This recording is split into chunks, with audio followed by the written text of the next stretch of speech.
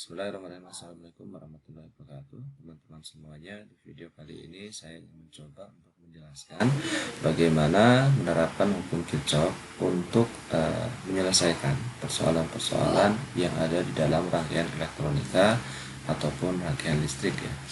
Kita akan mulai dengan rangkaian yang sederhana dulu, yaitu sebuah rangkaian yang mana dia itu memiliki loop tunggal ya. Oke, kita baca soalnya bersama-sama. Tentukanlah berapa besar arus listrik ya. Yang ditanyakan adalah berapa besar arus listriknya pada sebuah loop tunggal.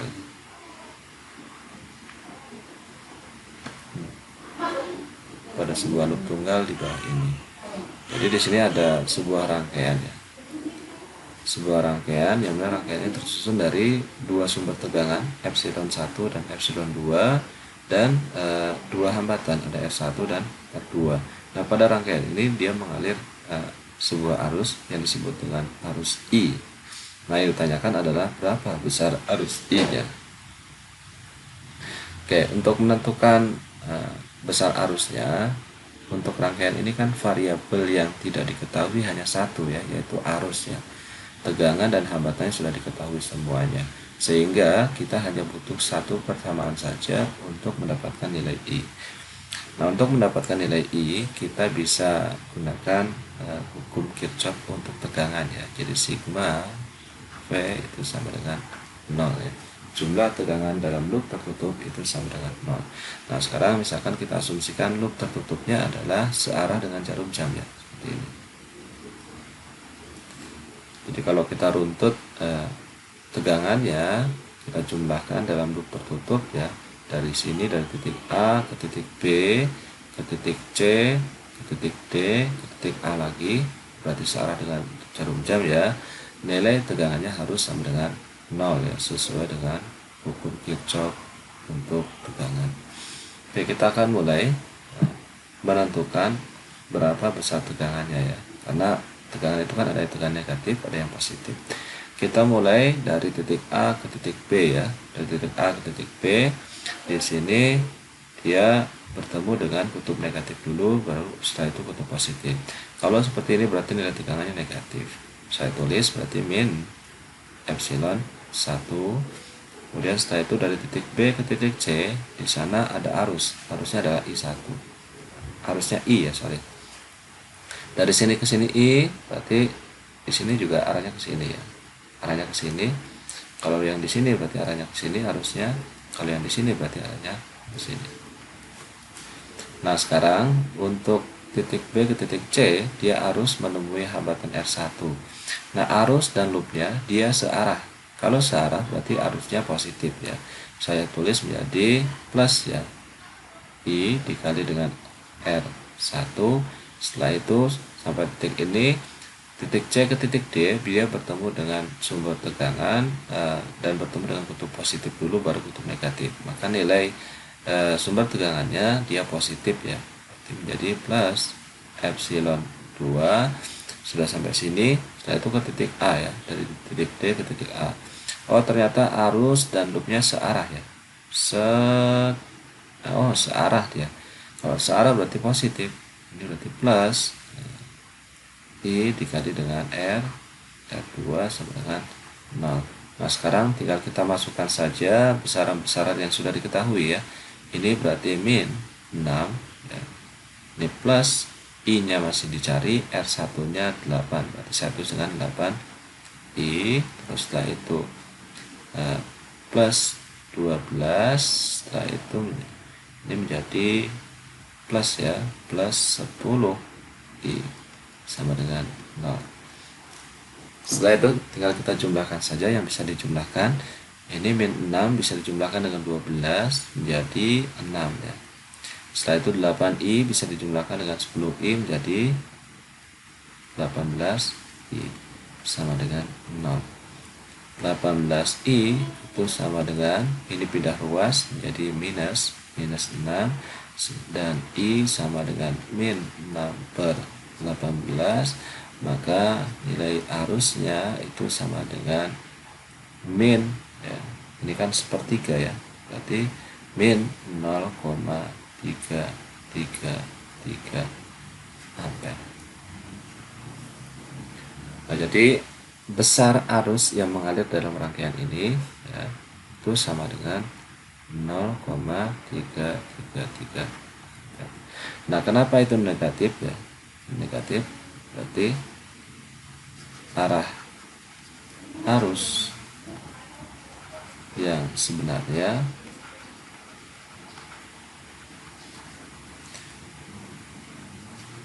berlawanan ya. Berlawanan dengan yang ada di soal. Nah, di sini ada tanda negatif, ini menunjukkan bahwa arah arus yang sebenarnya itu berlawanan dengan arah yang ada di soal. Kalau yang di soal arahnya ke sini, berarti yang sebenarnya itu arahnya ke sini. Oke.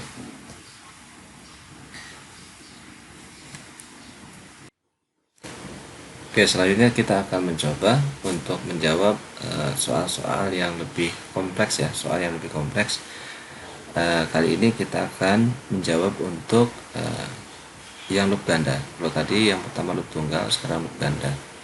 Kita baca soalnya terlebih dahulu. Tentukanlah besar arus listrik I1, I2, dan I3 pada loop ganda di bawah ini. Rangkaiannya seperti ini. Di sini ada dua loop. Ini saya sebut dengan loop yang pertama. Kemudian yang ini saya sebut dengan loop yang kedua. Oke, yang ditanyakan adalah berapa besar I1, I2, dan I3. I1 arus yang ini ya, I2 yang ini, dan I3 yang ini. Oke, untuk menjawab ini kita mau nggak mau harus menggunakan hukum Kirchhoff untuk arus dan hukum Kirchhoff untuk tegangan. Karena di sini ada 3 variabel yang tidak diketahui. Kalau tadi perlu tunggal itu kan hanya satu variabel saja ya. Kalau variabelnya lebih banyak ya persamaan juga menjadi lebih banyak. Oke, kita mulai dengan persamaan yang diperoleh dari hukum Kirchhoff untuk arus ya.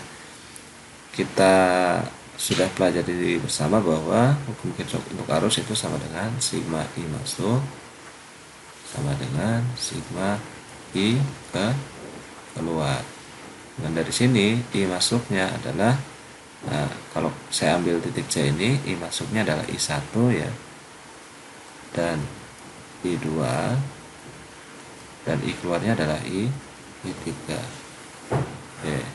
Ini saya sebut dengan persamaan yang pertama.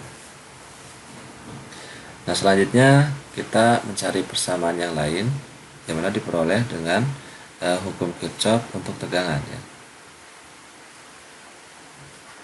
Loop 1 ini saya runtut loopnya searah dengan jarum jam. Misalkan saya ambil dari E, F, C, B, dan kembali lagi ke E. Satu saja E, F, kemudian C, B, dan kembali lagi ke E. Ini sigma V nya harus sama dengan 0, jumlah tegangannya harus sama dengan 0. Nah, sekarang kita masukkan dari E ke F. Di sini ada sumber tegangan, dia bertemu dengan kutub positif dulu, baru setelah itu negatif. Berarti nilai tegangannya positif ya, berarti ini saya tulis dengan 14 ya. Setelah itu dari F ke C dia tidak ada resistor dan tidak ada sumber tegangan sehingga 0 di sini.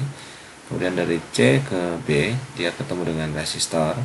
Kemudian ternyata arusnya berlawanan dengan loop sehingga arusnya negatif ya. Ini menjadi min 6I1 ya. Kemudian setelah itu dari C ke B ini bertemu dengan kutub positif dulu baru negatif, maka nilai tegangannya positif ya. Ini berarti plus 10. Dari B ke E ini arus yang mengalir adalah arus I2 ya. Di sini I2. Di sini juga sama. I2. Di sini I2. Kalau yang ini I3, berarti di sini juga sama. Ini I3, di sini I3 juga. Nah, sekarang kita balik lagi ke sini dari B ke E. Di sini yang mengalir adalah I2. I2 ini searah dengan loop, berarti positif. Berarti di sini saya tulis plus ya, plus 4 I2 sama dengan 0. Saya jumlahkan 14 plus 10, 24 min 6 I1 plus 4 I2 sama dengan 0, sehingga min 6 I1 plus 4 I2 itu sama dengan min 24. Ini saya sebut dengan persamaan yang kedua. Oke, saya tulis di sampingnya ya untuk loop yang kedua. Loop yang kedua berarti seperti ini, berarti saya runtut dari B ya, dari B kemudian ke C, setelah itu ke D, ke A, dan kembali lagi ke B. Nah ini sigma V nya jumlah tegangan yang harus sama dengan 0. Oke, kita runtut dari B ke C dulu. Dia bertemu dengan kutub negatif, setelah itu positif, berarti nilai tegangannya adalah negatif di sini ya, min 10. Setelah itu bertemu dengan resistor, ternyata arus I1 nya searah dengan loop yang kedua, berarti positif, plus 6 I1. Setelah itu C ke D tidak ada hambatan dan tegangan. Kemudian dari D ke A, ini ada arus I3 melewati resistor, berarti ini I3 nya positif ya, karena searah dengan loop yang kedua. Itu plus 2 I3. Dari A ke B ini enggak ada sumber tegangan maupun hambatan ya, sehingga tegangannya 0 di situ. Itu sama dengan 0. Sudah kembali lagi ke titik B. Dari sini maka 6 I1 plus 2 I3 itu sama dengan 10. Nah ini saya sebut dengan persamaan yang ketiga.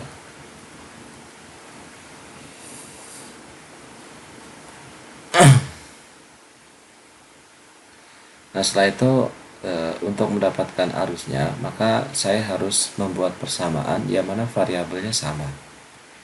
Jadi samakan variabel.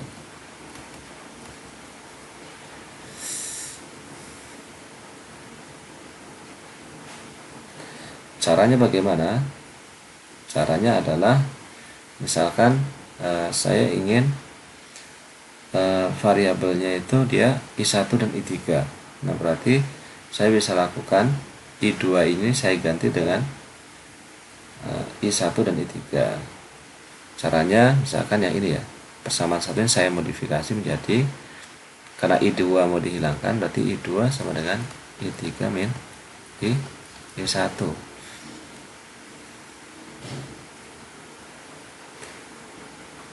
Dengan cara mengganti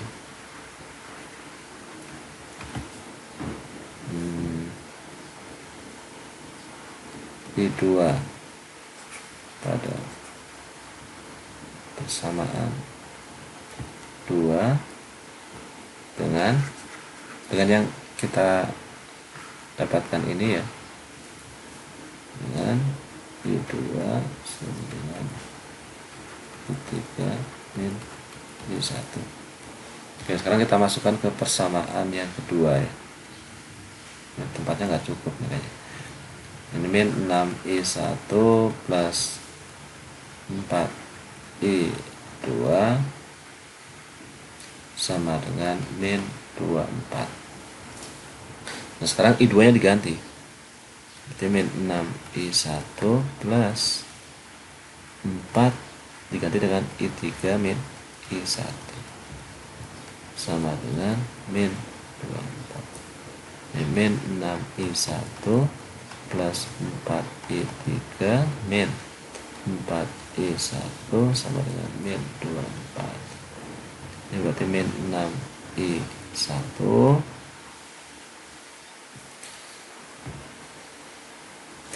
Kemudian ini berarti ini min 6 I1 min 4 I1 berarti min 10 nih ya, sorry. Min 10 I1 plus 4 I3 itu sama dengan min 24. Oke. Sampai sini kita sudah mendapatkan persamaan baru yang mana dia variabelnya sama.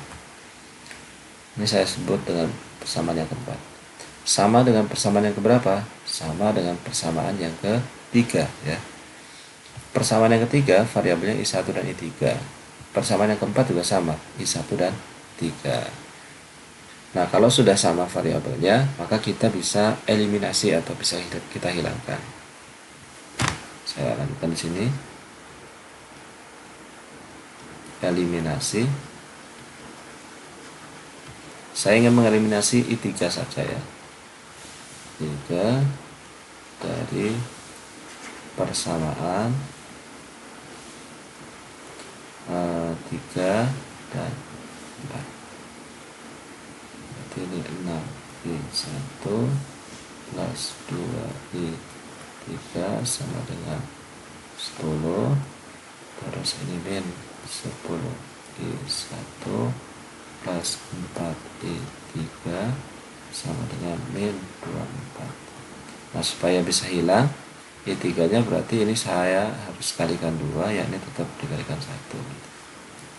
Ini menjadi 12 ya, 12 I1 plus 4 I3 ya plus 20, bukan plus, ini sama dengan 20. Nah, ini tetap ya, karena dikalikan 1 berarti ini min 10 I1 plus 4 I3 sama dengan min 24. Nah, ini supaya dia bisa dieliminasi atau bisa dihilangkan variabel I3 nya, maka ini harus saya kurang ya, harus saya kurang. 12 I1 dikurangi dengan min 10 berarti menjadi 22 nih ya, 22 I1. 4 I3 dikurangi dengan 4 I3 0 ya, sama dengan 20 min 24, ini berarti menjadi 4. Nah, sehingga dari sini I1 sama dengan 44 per 22 atau sama dengan 2 ampere. Oke, kita sudah mendapatkan nilai arus yang pertama. Di I1 nilainya adalah 2 ampere. Slide-nya sudah habis.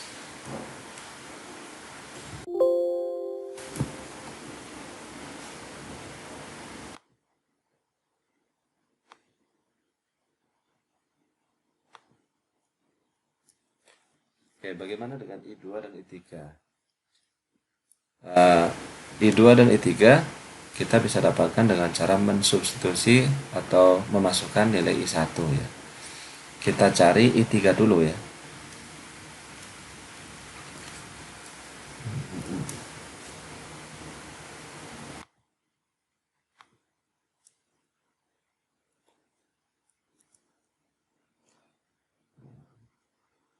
Tentukan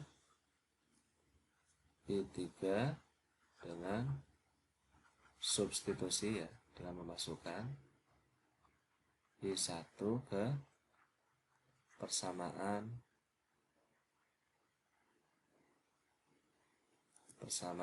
yang ketiga ya. Boleh yang ketiga, boleh yang keempat, nanti hasilnya sama saja. Persamaan 3. Nah, tadi persamaannya 6 I1 plus 2 I3 sama dengan 10. I1 nya tadi kan hasilnya kan ini 2 ampere ya, maka ini dikalikan 6 kali 2 plus 2 I3 sama dengan 10. Ini 12 plus 2I3 sama dengan 10. Ini 2I3 sama dengan 10 min 12. 2I3 sama dengan min 2, sehingga I3 nya sama dengan min 1 ya. Min 2 per 2 berarti min 1, satuannya ampere. Oke, kita sudah mendapatkan nilai I3. Tinggal yang terakhir, I2 yang belum dapat.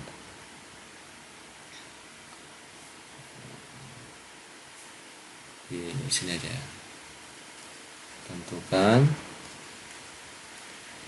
I2 dengan substitusi. Nah, saya bisa gunakan persamaan yang kedua ya.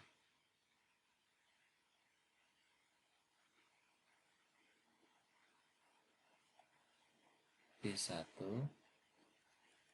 ke persamaan yang kedua.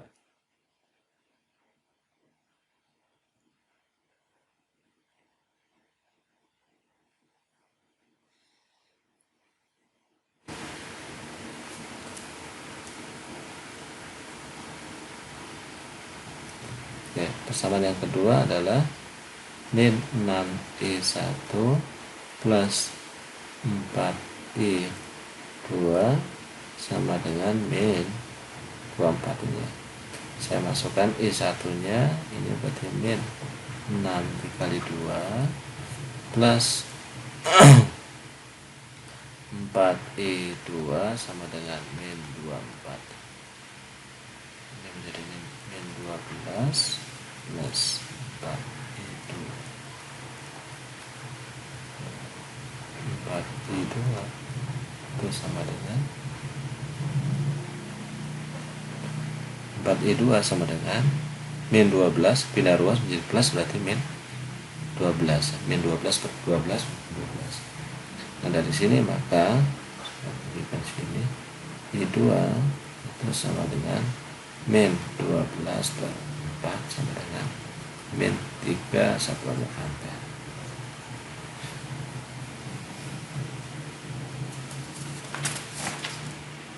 Oke, kita sudah mendapatkan nilai I1, I2, dan I3.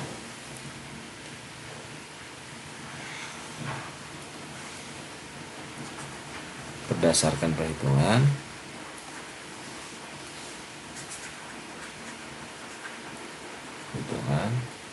maka I1 nya itu sama dengan 2 ampere tadi, kemudian I2 nya sama dengan min 1, min 3 ya, min 3 ampere, dan I3 nya itu adalah min 1 ampere. Nah, ini jawabannya. Nah, kenapa dia negatif? Kalau kalian menemui yang seperti ini, berarti arus yang sebenarnya itu berlawanan dengan yang kita asumsikan atau yang ada di gambar. Ini I2 dan I3 nya kan negatif ya. Berarti arus yang sebenarnya itu bukan ke sini, tetapi ke sini. Ini arus yang sebenarnya. Kalau yang ini berarti arusnya sana. Arus yang sebenarnya seperti itu. Baik, untuk video kali ini saya rasa cukup. Semoga bisa dipahami dan bisa bermanfaat untuk teman-teman semuanya. Wassalamualaikum warahmatullahi wabarakatuh.